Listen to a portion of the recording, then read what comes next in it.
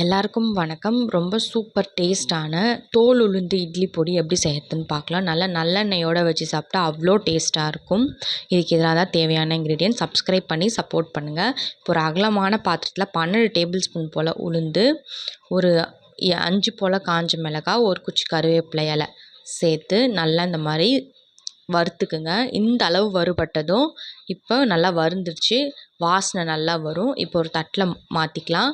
ஒரு 4 பல் போல் தட்டின பூண்டு தோலோடு சேர்த்து நல்லா ஈரப்பதம் போகிற வரைக்கும் இந்த மாதிரி வறுத்து எடுத்து சேர்த்துக்குங்க. நல்லா ஆறுனதும் மிக்ஸி ஜாரில் மாற்றிட்டு இது கூட 1 டீஸ்பூன் போல் உப்பு, 1/4 டீஸ்பூன் போல் பெருங்காயத்தூள், இது ரெண்டுத்தையும் சேர்த்து நல்லா மிக்சியில் ரொம்ப கொரன்னு இல்லாமல் நைஸாகவும் இல்லாமல் இந்த அளவுக்கு லைட்டாக கொரப்பாக அரைச்சி எடுத்துக்கோங்க. அவ்வளோதான், சூப்பர் டேஸ்ட்டாக ரெடி ஆகிடும்.